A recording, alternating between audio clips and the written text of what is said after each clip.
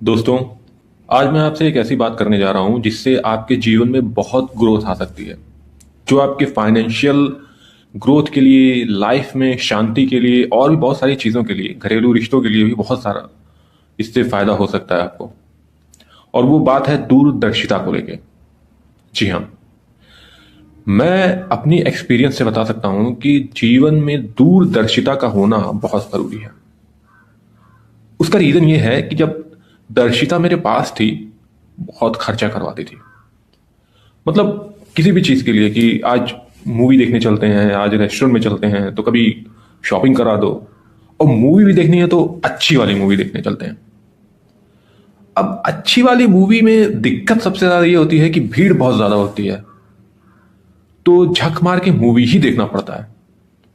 फिर मेरा क्या फ़ायदा हुआ यार। तो ये मैं आप लोगों को बता रहा हूं कि इन सब चीज़ों से सावधान रहें। कई बार आपको ऐसी ऐसी डिमांड सुनने को मिलेगी जिससे आपके ईगो को हर्ट होता है। जैसे कई बार उसने अपने फ्रेंड्स के सामने ही मुझसे बोल दिया कि चलते हैं रेस्टोरेंट में खाना खाने।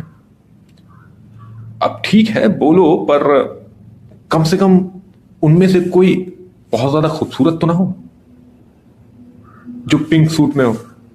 अब मैं उसके सामने कैसे मना कर सकता हूं कि हाँ नहीं चलते हैं। इससे क्या होता है कि आप अपने फ्यूचर अपॉर्चुनिटीज को जो है किल कर रहे हैं। तो ऐसा नहीं करना है। तो झक मार के वहां पे मुझे पैसे खर्च करने पड़े अपनी स्कूल की फीस।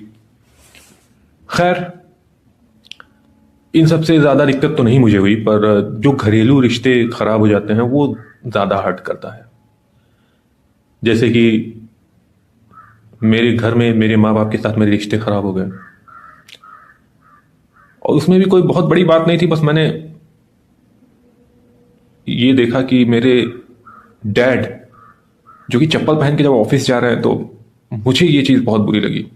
और ये सिर्फ और सिर्फ दर्शिता के डिमांड की वजह से हुआ। और मेरी भी मजबूरी थी, मैं नहीं चाहता था उनके जूते बेचना, पर मजबूरी ये थी कि गोवा ट्रिप के लिए सिर्फ उनके जूते बेच के ही मेरा पूरा पैसा हो पाता था। क्योंकि माँ के एक झुमके बेचने पे मुझे थोड़े पैसे कम पड़ रहे थे, और दो झुमके बेच देता तो पैसे ज़्यादा हो जाते, फिर दर्शिता खर्च करवा देती।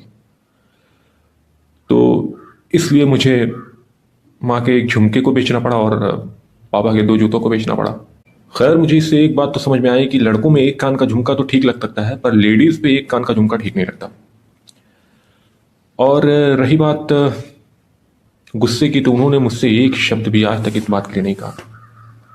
एक शब्द भी नहीं कहा। आज लगभग लगभग 4 साल हो चुके हैं। तो प्लीज मॉम डैड, मुझे घर बुला लीजिए।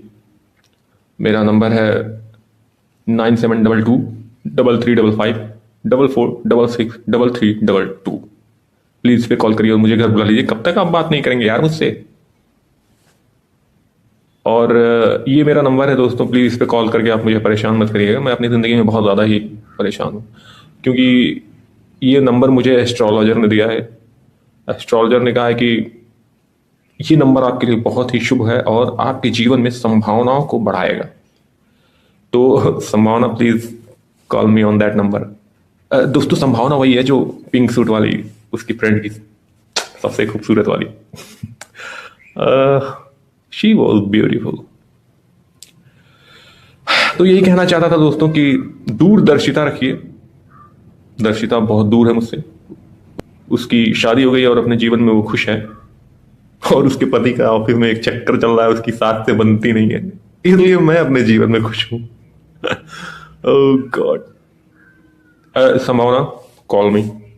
और ऐसे ही अगर कुछ और मुझे जीवन में ऐसा लगा कि कुछ ऐसी काम की बातें हैं जो आपसे शेयर की जा सकती हैं, मैं बिल्कुल शेयर करूंगा। तो दूरदर्शिता अपने जीवन में रखिए ताकि आप जीवन में ग्रो कर पाएं, आगे बढ़ पाएं। और संभावना, कॉल मी।